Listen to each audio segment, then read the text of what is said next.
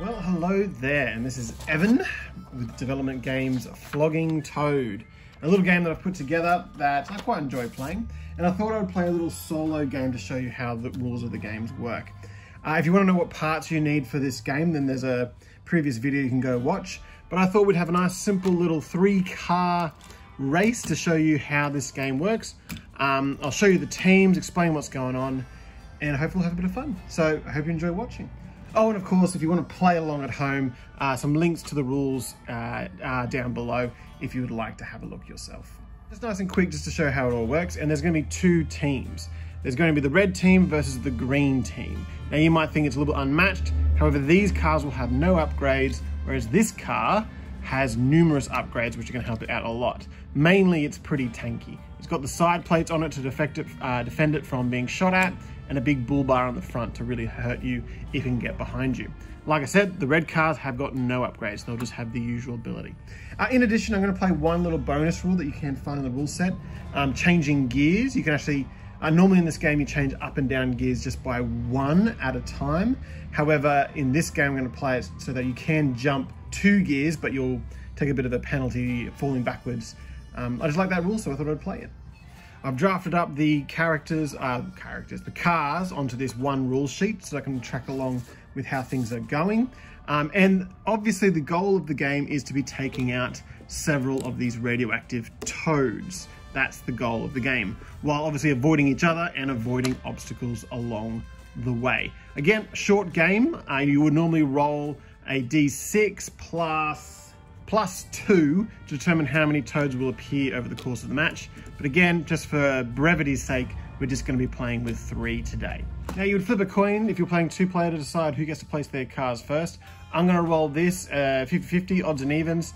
If it's odds, then this green machine will be back here, having a bit of advantage considering most of its damage at the front. If it's evens, I'll place it further up the field, meaning that the red cars will have a bit of advantage. All right, so let's say odds was advantage, evens was disadvantage, I think. So Mean Machine is starting with a little less advantage at the start of the game. So we start with the shifting phase, in which we roll ourselves 2d6s to determine where our little froggies are going to appear first. X and Y, X, Y. Right, that's a good advantage for our little mean green friend. The toad is right there for him to try and take out. And then, of course, we set up the terrain, which will be coming in along one of these sort of X tracks. So let's have a look. Number 6. So for this round, you can go into this section, but if you're in that, that line at the end of this round, then your car will need to try and dodge that bit of terrain coming in. We'll do that if we get to it. So all our cars are going to start in 3rd gear. They'll need to decide whether they go up or down a gear. I'll decide for the red, but I might roll the dice to see if green goes up or down or stays the same. He's going to stay in that same gear.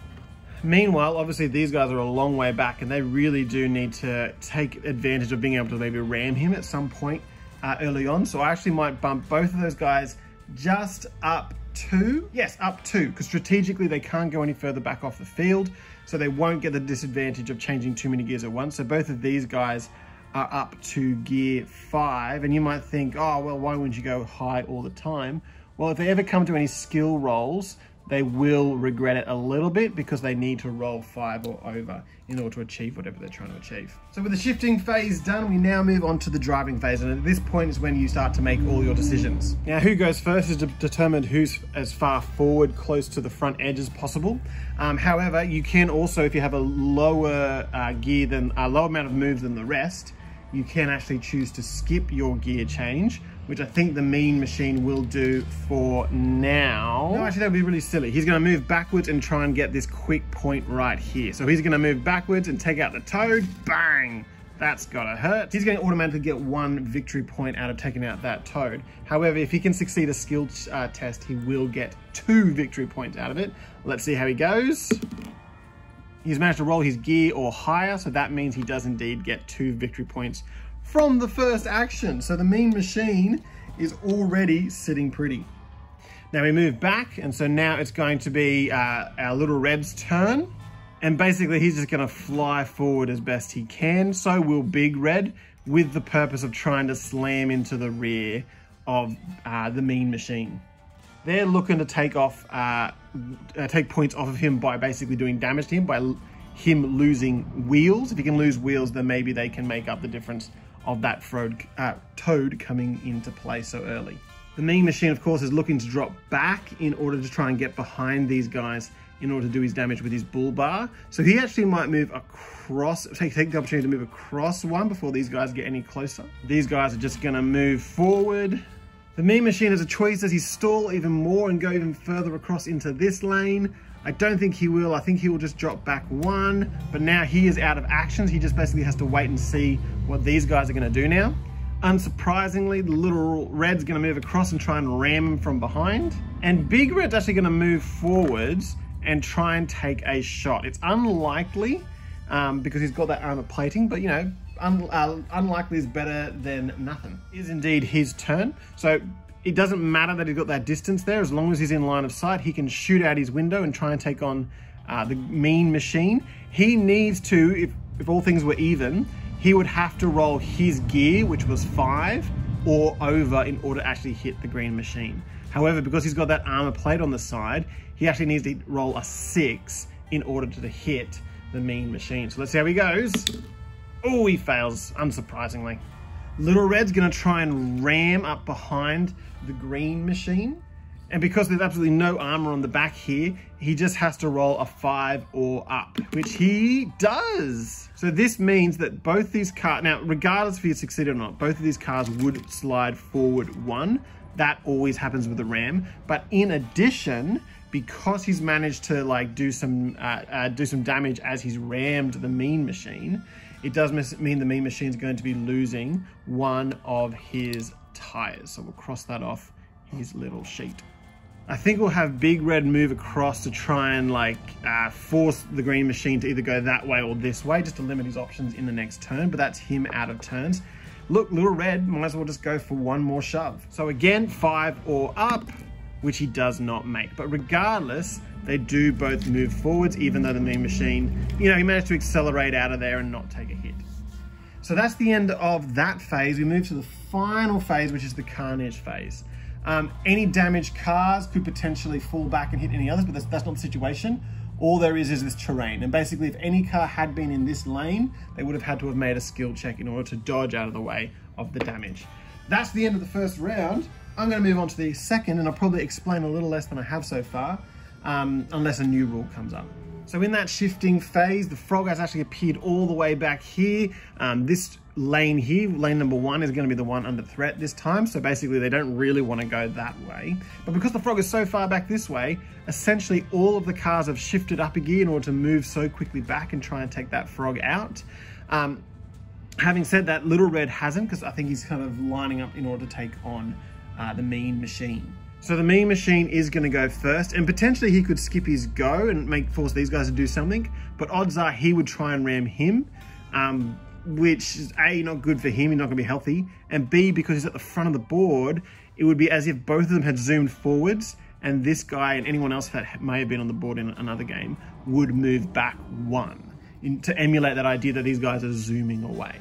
Obviously bringing him closer to the Frog, which is not what the Mean Machine wants. So he's actually going to just jump across this way. Little Red's going to tail him. Big Red's going to move across. And I think at this point we can safely say that the Mean Machine is quite pinned. So he's going to need to try to do something quite drastic. He's actually going to ram backwards in order to push both of them backwards closer to where they need to go, but maybe just do some damage to try and get them off their tail. He really would prefer to be around and behind, but at the moment he's got no choice. So the Mean Machine's going to ram. He's got to get himself a 4 or up, which he does. So Little Red not only gets pushed back 1 space, but he's also going to cop 1 wheel of damage. I don't think Little Red's going to take too kindly to that, so he's going to try and ram him back. He has to get 5 or up, which he doesn't get, but they do both end up moving forwards. Big Red obviously is just going to fall back 1. I think this power tussle is just going to continue. So again, 4 and up, which he doesn't make, but they do both go backwards. And tit for tat, Again, no damage, however. Big red slides. Green gets one last chance to do something. What should he do? He should, again, I think he's just got to inflict damage on these guys, or at least try to. So again, 4 and up. He does it. So that's Little Red hurting. He's down to 2 wheels left. That's right, the wheels fall off, but they keep going. I think Little Red knows his job. He's just gonna take one for the team. So he's once again gonna ram forward. Not making it though. This allows Big Red to come back, and he's indeed gonna smack into that toad. Now, he needs to roll a 6 in order to get the double victory point. Otherwise, he's just gonna get 1 victory point. Let's see. No. So that's 1 victory point there for the red team. Little Red's just gonna go for another ram. He's gotta get 5 or up, which he doesn't. And had Big Red been further up, that would have actually pushed him back. Again, creating the illusion that these guys are soaring ahead, but because he's at the back of the board, he just stays there. And I think Big Red's just going to move further forward, because he's the only one with actions left, to put himself into a better position for the next round. So now it's Carnage phase. No one's in that lane, so they're safe as houses. If Little Red had been broken, he would have acted as a bit of terrain, so anyone behind him would have had to dodge out of the way. But that's it for round 2. So we'll go into the shifting phase. The last frog on offer. Let's see where it lands. So the last froggy is popped up right next to the Mean Machine. That's what the dice rolled. Now I must be honest, I did roll for where the terrain would appear. And I gotta be honest, I went for a more dramatic option and placed it right there. So let's see if these guys can get in and do what they need to do. Now the Mean Machine hasn't got far to go, so he's just gonna stay in 4th gear. And Little Red's actually gonna drop down a gear to improve his odds of being able to ram him, because obviously that's pretty high priority. Big Red's gonna stay all the way up in 6 to try and get up there and do some damage before this is all over. So again, the Mean Machine could choose to skip and let these guys have their turn, but he's not gonna. He is going to indeed jump across and just sideswipe that toad. So let's again roll to see if he manages to inflict his, let's see how many victory points he gets out of that. Nah, he only gets the 1. But now it is the red team's turn. Little Red can't lose that advantage. He's gonna move across. Big Red's also gonna move across in order to push forwards and try and get beside him to maybe fire off some shots. Mean Machine's gonna try and ram backwards, so he needs to get 4 and up to do some damage. He doesn't though. Unsurprisingly, Little Red's gonna tug of war back. And he does inflict some harm onto the Mean Machine as they are shoved forwards. Big Red pulls forward. And I think at this stage, Mean Machine is gonna skip his turn. He's gonna let the red fellows spend their points if they wish. I think Little Red will also skip, because I think potentially he wants to see if he can do any damage in addition. So that just leaves Big Red moving forward, 1 getting closer into firing range. Mean Machine passes. I think Little Red's gonna pass. That means that Big Red has to do something. If you've got the most action points still available, you can't pass, you must do something. I think Mean Machine, sensing what's up, and because I'm solo playing this, he actually might jump across to this lane, giving Little Red a bit of space. And again, he knows what's about to happen. So now, because it's Mean Machine's turn, he's tied equal for the most actions, he must indeed act. So he is, of course, going to ram backwards into red. He needs to get 4 or up to do some damage, which he does. So back they go with Little Red taking a hit. Oh, now Little Red's got a choice to make.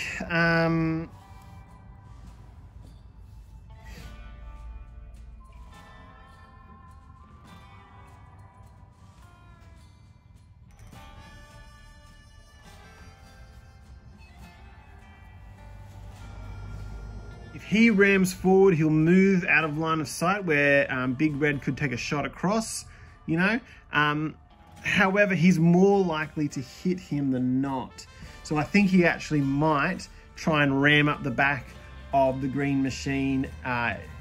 It means that Big Red might not be able to get a shot off, but I guess he's just sort of sitting in the wings, waiting to see what happens. So Little Red's got a ram, 4 up for damage. No damage. Oh no, that's not what Little Red wants. It's now Big Red's turn to act. I think he's just gonna come across and kind of limit Mean Machine's ability to take a shot. If he moves back, then obviously Big Red can shoot at him. But hey, you've got to risk it for the biscuit. So Big Mean is going to take a massive risk here. He's actually going to use his last action point to try and ram Little Red backwards. Let's see if he actually inflicts some damage with that. No, he doesn't. Oh, it was a bit of a risk, and it was sadly not as effective as he may have wished it to have been. Big Red's now going to fire off a shot. He needs to get 6 to actually inflict any damage on Mean Machine. Whoop, I'll count that.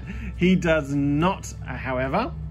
So it misses. Little Red, knowing that a bunch of terrain is about to come hurtling towards him, and only having 1 wheel left to survive, he is going to move across to get out of the way of that. Which brings us to the end of this phase. It's now the Carnage phase. So Mean Machine is taking a risk here. This terrain comes screaming down this way. If he makes a skill check and succeeds, he will be able to dodge across into this lane and be safe as houses. However, if he fails this skill roll, he's going to take 2 wheels of damage, which will completely destroy his vehicle, because terrain inflicts 2 wheels of damage onto your vehicle. Okay, so here we go. He's taken a risk. Will it succeed? He needs to get a 4 or up in order to dodge this terrain, which he doesn't. Kabang! And both him and that terrain crash and smash out of control. Ah! And that whole car has been wiped out. Well, that's an exciting way to end your game. Again, a little bit of fudging it by putting the terrain there in the first place, but I'm quite happy with how that went. The game's now over. All possible toads have been collected. If in one of those rounds a toad hadn't been hit, it would have just reappeared. It's the number of toads that must be hit before the game ends, not the total of toads that will appear. But let's just have a look at the scores, shall we? Okay, so the way that scoring works at the end of this game is pretty simple. It's the number of wheels still on your vehicles plus the toad victory points you managed to pick up along the way. Now, if the Mean Machine had not crashed and burned as it did, he would have had a total of what? 5 points against the Little Red's 6 points. So, in the end, he didn't. I wouldn't have won anyway. But because he did try to do that risky maneuver, was completely smashed out, he only received 3 points, whereas the red team manages to walk away with their total of 6. So the red team is indeed the winner. Well, I felt that was fun. If it looks like fun to you, by all means, go to the link in the description and have a look at the rules yourself. Have a play, it's a bit of fun. And I hope that you will see me again in the future. Bye.